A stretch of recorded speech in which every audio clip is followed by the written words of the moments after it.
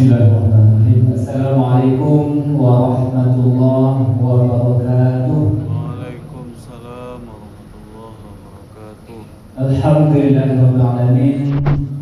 Wassalatu wassalamu ala asrofil anbiya'i wal mursalin wa ala alihi wa sahbihi wa sallam ajmain. Allahumma rabbi shrah li sadri wa yassir li amri wahlul 'uqdatam min lisani yafqahu qawli.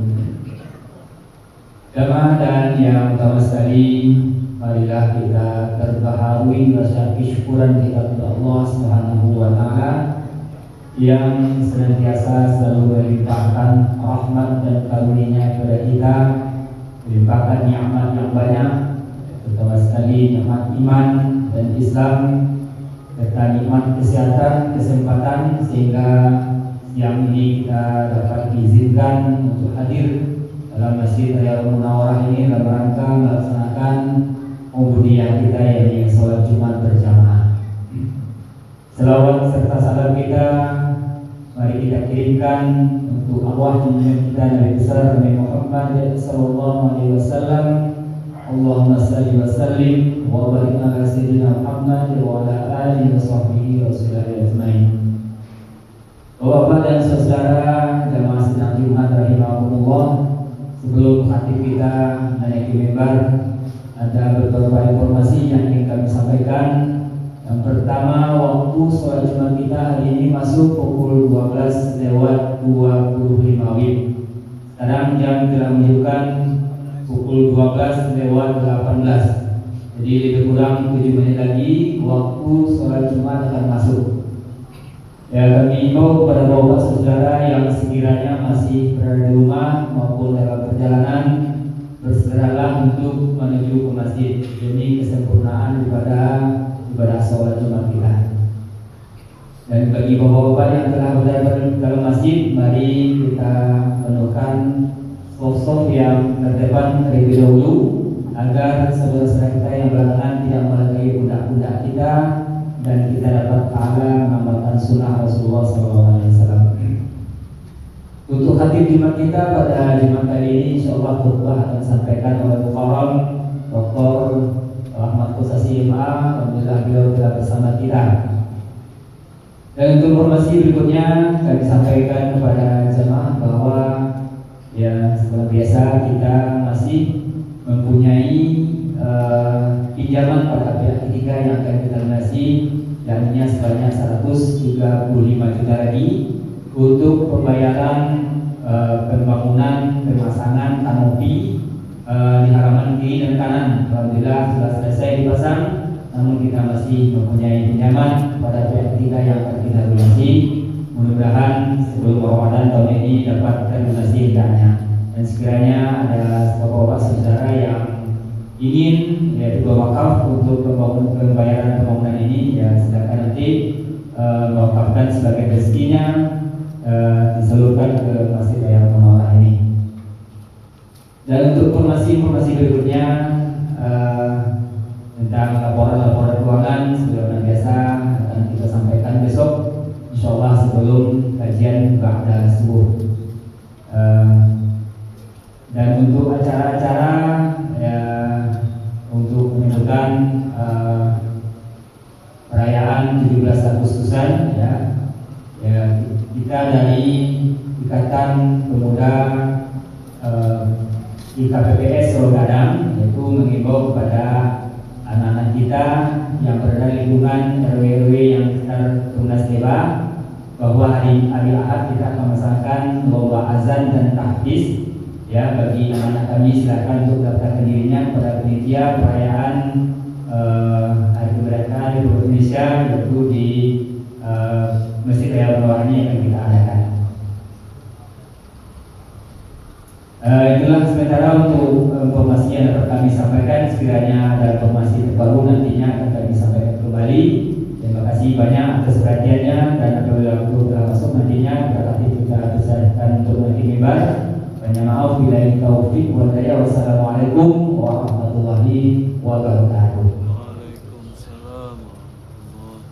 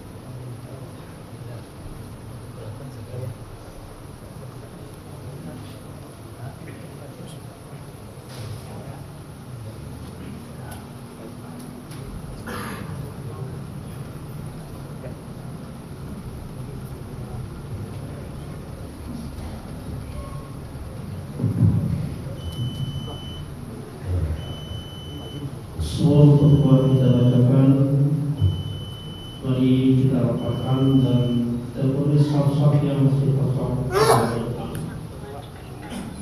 Bapak yang masih berada di bagian belakang, mohon ditulis saf-saf yang kosong juga di depan. Assalamualaikum warahmatullahi wabarakatuh. Waalaikumsalam.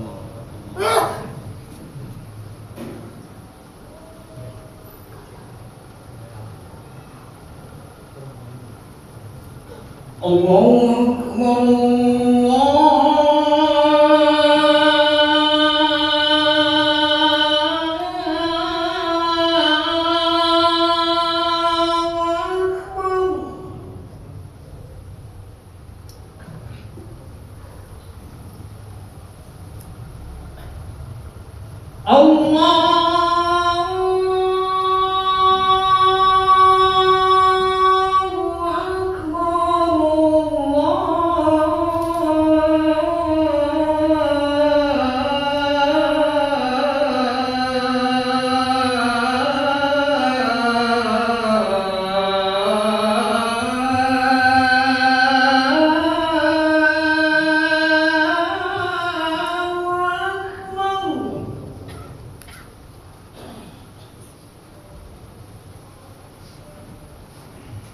أشهد أن لا إله إلا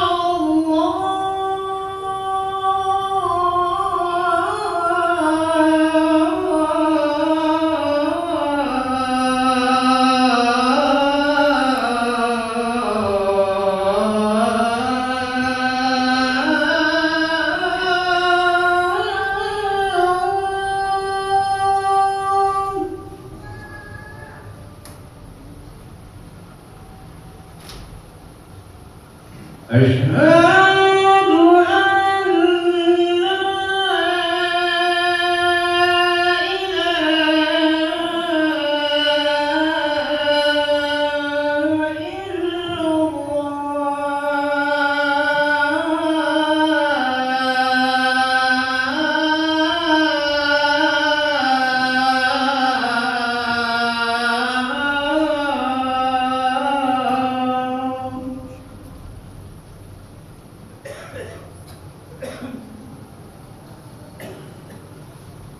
أشهد أن محمد رسول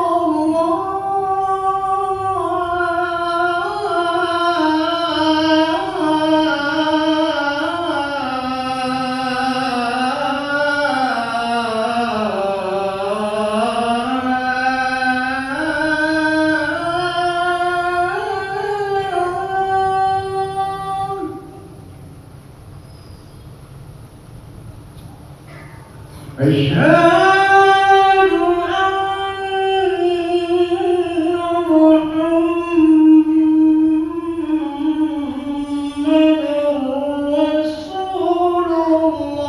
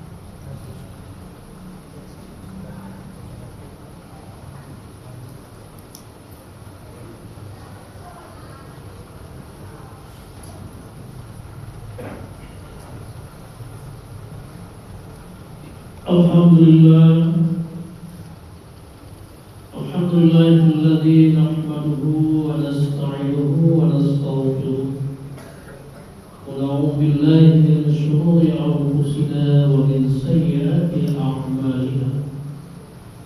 May yahdihillahu fala mudilla lahu wa may yudlil fala hadiya lahu. Asyhadu an la ilaha illallah wahdahu la syarika lahu واشهد ان محمدا عبده ورسوله لا نبي بعده. اللهم صل وسلم وبارك على محمد النبي الكريم وعلى اله واصحابه ومن تبعه باحسان الى يوم الدين. اما بعد. Ma'asyiral muslimin rahimakumullah, usikum wa iyaya bittaqwallah, faqad fazal muttaqun. Ittaqullaha haqqa tuqatih wa la tamutunna illa wa antum muslimun. A'udzu billahi minasy syaithanir rajim. Bismillahirrahmanirrahim. Laqad kana li sab'in fi maskanihim ayatun jannatani 'an yaminin wa shimal. Kulu min rizqi rabbikum washkuru lahu. Baldatun thayyibatun wa rabbun ghafur. Fa'aradu fa'arsalna 'alayhim saylal 'arim. وبدلناهم جنتين بجنتين ذواتي أكل خمط وعسل وشيء من سدر قليل. ذلك جزيناهم بما كفروا وهل نجازي إلا الكفور. صدق الله. Artinya, sungguh bagi penduduk negeri Sabah, tempat kediaman mereka, terdapat tanda-tanda kebesaran Allah, yaitu dua kebun yang terdapat di sebelah kanan dan sebelah kiri negeri. Allah berfirman, "Kulu min rizqi rabbikum." Makalah ini rezeki datang dari Tuhanmu. Washkurulah, dan syukurilah Dia. Baldatun thayyibatun wa rabbun ghafur. Negerimu ini adalah negeri yang baik, dan Tuhanmu Maha Pengampun. Fa'aqadu fa'arsalna 'alaihim sayran. Tapi lantaran mereka berpaling dari peringatan Allah, lalu kami kirim pada mereka banjir besar yang meluluhlantakkan, dan digantilah kedua kebun mereka itu dengan dua kebun yang berbuah pahit dan asin, dan sedikit dari pohon bidara. Zalika jazainahum bima kafaru. Itulah pembalasan kami, kata Allah, pada mereka disebabkan kekufuran mereka. Hal menjadi illal kafur, kami tidaklah membalasi melainkan lantaran kekufuran mereka. Bapak-bapak dan saudara-saudaraku kaum muslimin jemaah sholat Jumat yang dirahmati Allah dan yang saya muliakan, terdapatlah satu kisah dalam kitab suci Al-Quran. Pada zaman dulu kala jauh sebelum kedatangan Islam ke bumi, ada sebuah negeri di Jazirah Arab, itu di negeri Yaman yang sekarang sebelah selatan Saudi Arabia. Negeri itu bernama negeri Sabah. Orang nama Sabah itu diambil dari nama seseorang, Sabah bin Yazid bin Adnan. Begitu dijelaskan oleh seorang penulis tafsir, Safwatul Tafsir. Negeri itu terkenal dengan negeri yang subur, dikelilingi oleh pohon-pohon kurma dan anggur. Lantaran kesuburan itu, penduduknya hidup dalam keadaan makmur. Seorang sastrawan Arab pernah melukiskan dalam karyanya bagaimana kesuburan negeri itu, bagaimana kemakmuran negeri itu. Apabila seorang perempuan membawa bakul atau ketidih, dia masuk dari pintu selatan misalnya kebun itu, tanpa disadari ketika dia keluar di pintu utara, bakul atau ketidihnya itu sudah penuh dengan buah anggur yang berjatuhan.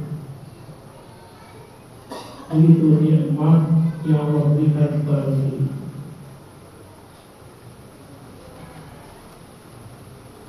Tapi kata Allah, fa'a'udu,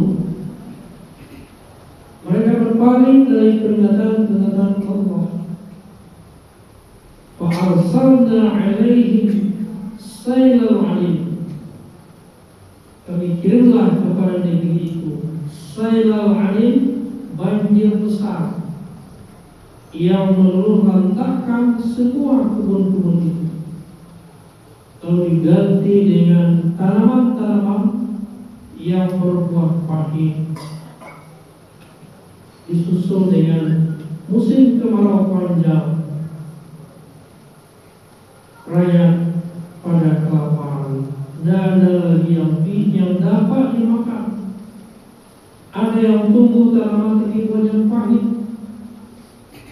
Akhirnya keluarlah penduduk negeri itu berdiaspora cari makan ke negeri-negeri tetangganya. Kata Allah, wa hal nujazi illal kafur, tidaklah kami berikan pembalasan yang seperti itu melainkan karena mereka ingkar, mereka tidak patuh pada aturan-aturan yang telah aku gariskan. Kaum muslimin jemaah sholat Jumat yang berbahagia, itu terjadi dulu jauh dari tempat kita. Tapi setelah kita layangkan pandangan jauh dan coba membuktikan pandangan dekat, negeri kita Indonesia terkenal dengan yang subur, terletak di bawah garis khatulistiwa, tidak mengenal perbedaan musim yang tajam seperti negeri Eropa, Amerika. Kalau dia belahan barat, kalau tidak ada perbedaan musim yang tajam. Apa saja ditanam tumbuh, tongkat bisa ditanaman, kita pus-pus dalam waktunya.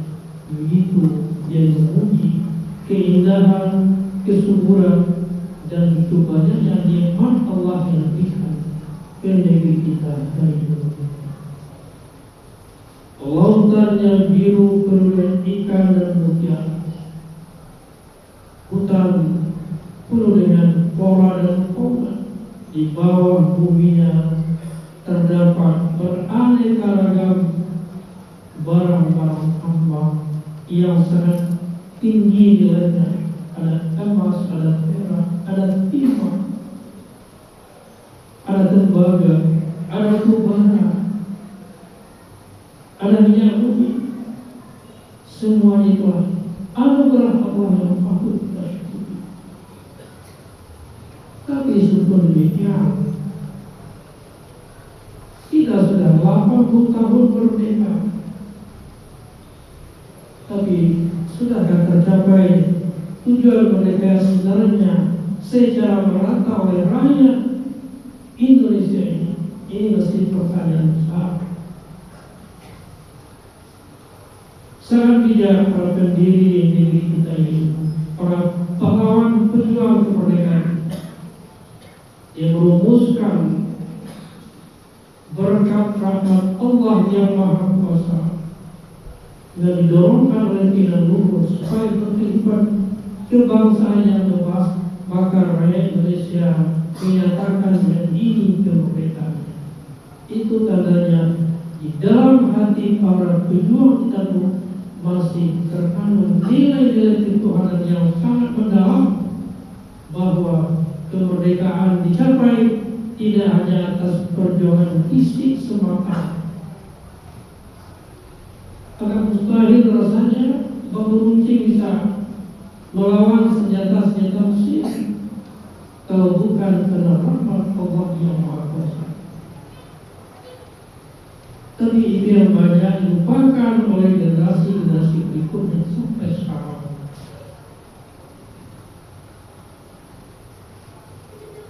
Nikmat Allah diberikan kepada negeri kita ini rasanya cukup untuk mensejahterakan rakyat Indonesia. Walaupun jumlahnya sama, tapi banyak sekali nikmat Allah diberikan kepada kita. Namun kenapa masih ada di antara yang susah mencari pekerjaan, susah mencari makan? Mungkin ada yang salah urus oleh oknum-oknum yang tidak bertanggung jawab. Mereka memimpin yang penuh keserakahan, ingin memperkaya diri, tapi tidak berpertimbangan memakan nasib rakyat yang ratusan juta. Oleh karena kaum muslimin sedang berbahagia, merayakan hari kemerdekaan tidak cukup dengan berhura-hura. Tidak cuma dengan upacara-upacara yang kita bacakan. Setiap upacara selalu kita kumandangkan Pancasila, tapi nilai-nilai Pancasila itu belum melekat dalam hati orang yang mengucapkan itu, apalagi mengimplementasikannya dalam kehidupan real di tengah-tengah masyarakat. Kaum muslimin sedang berbahagia. Kemudian dikatakan pula di alinea keempat, tujuan merdeka, kemerdekaan tidak Bung itu hanya jembatan emas. Tujuannya apa? Melindungi segenap bangsa dan tumpah darah Indonesia. Semuanya harus terlindungi tanpa memperbedakan suku dan itu. Jangan ada insiden-insiden, jangan ada pembunuhan yang menghambat. Kemudian mencerdaskan kehidupan bangsa, mewujudkan kesadaran umum yang ikut serta dalam menjaga ketertiban dunia berdasarkan perdamaian dan abadi. Hal itu satu persatu sudah terlaksana, tapi belum seperti yang diidealkan oleh pejuang-pejuang para pahlawan kita yang bersimpah darah, namun mereka tidak sempat menikmati. Orang dulu yang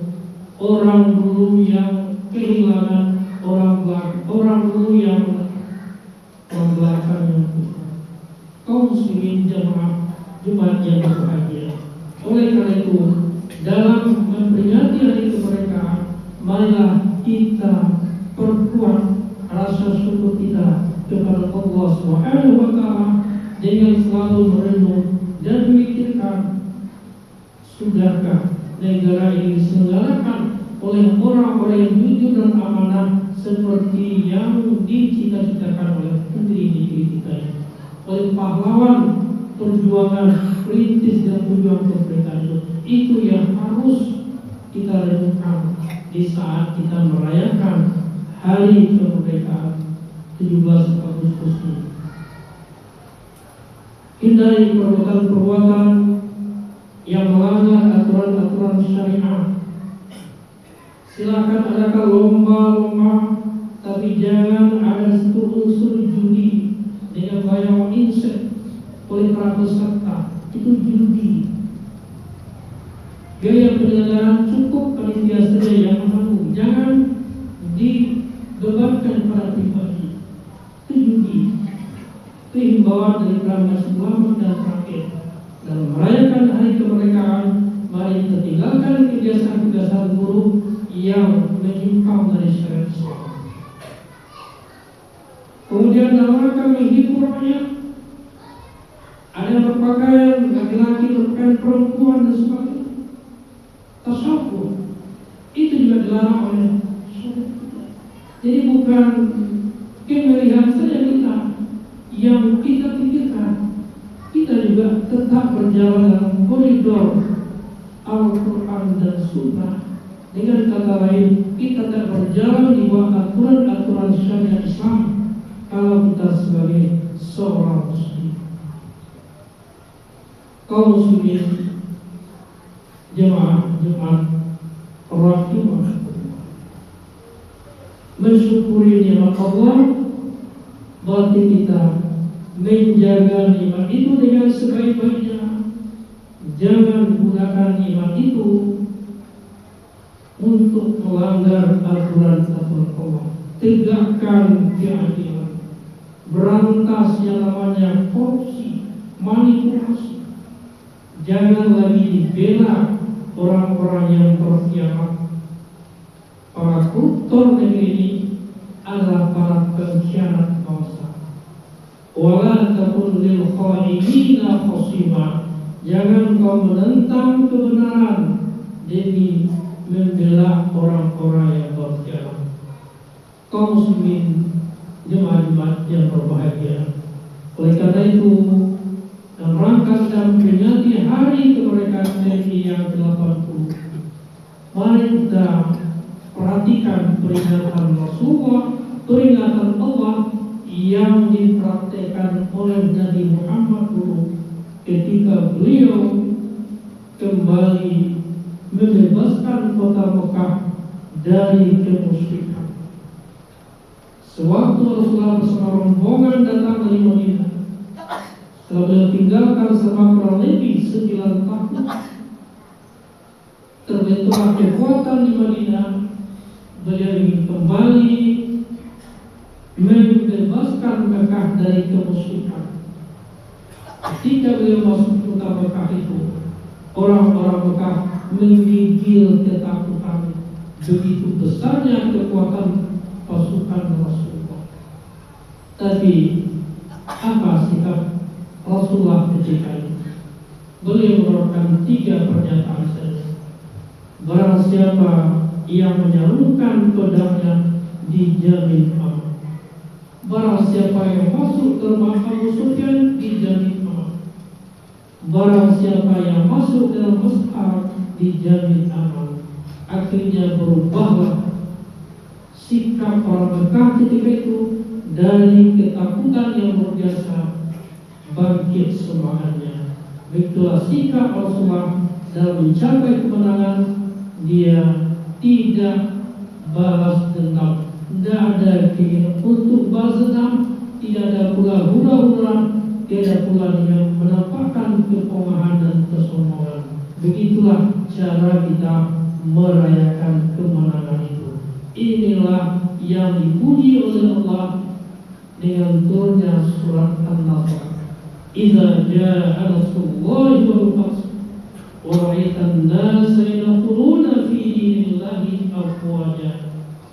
Apabila telah datang pertolongan Allah dan kemenangan dengan terbukanya negeri Mekah, engkau lihat orang pada berbondong-bondong memeluk agama Islam. Fasabbih bihamdi rabbika, maka sucikanlah Tuhanmu dengan memujinya, wastaghfirhu, dan mohonlah keampunan kepadanya, innahu kana tawwaba. Oleh karena itu, dalam rangka kita merayakan kemerdekaan, di samping kita mengadakan perayaan-perayaan, lomba-lomba boleh saja, tapi jangan kita lupa kepada Allah. Perbanyak berzikir, perbanyak juga tahmid, dan perbanyak istighfar. Inilah cara merayakan kemenangan yang diajarkan oleh Allah kepada kita. Mudah-mudahan kita terhindar dari perbuatan-perbuatan yang melanggar hukum-hukum Allah. Fa'tabiru ya ulil absar la'allakum tuflihun.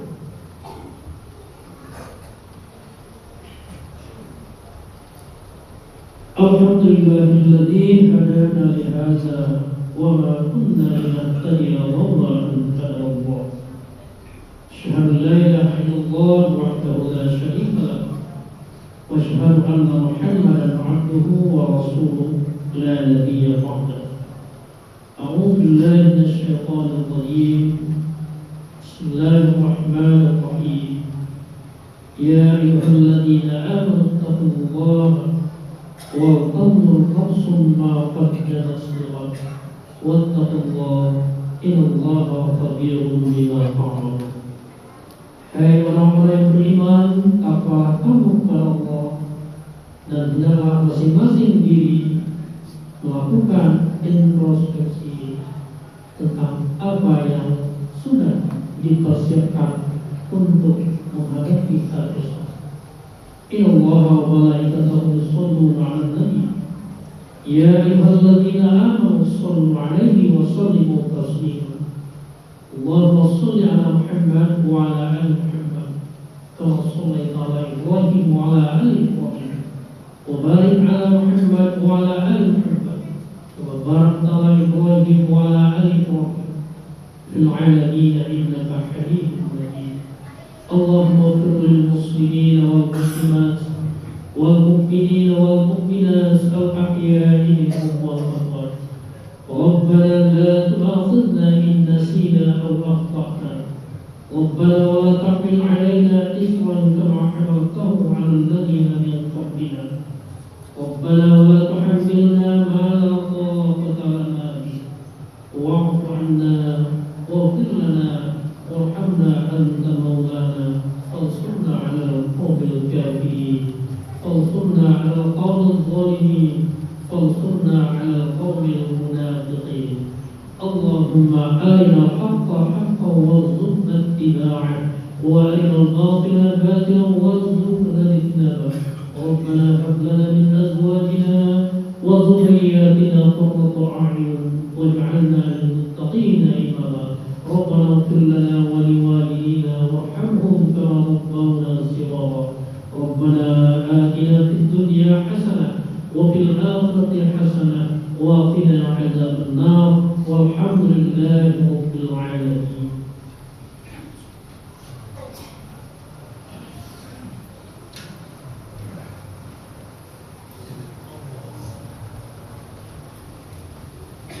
الله أكبر الله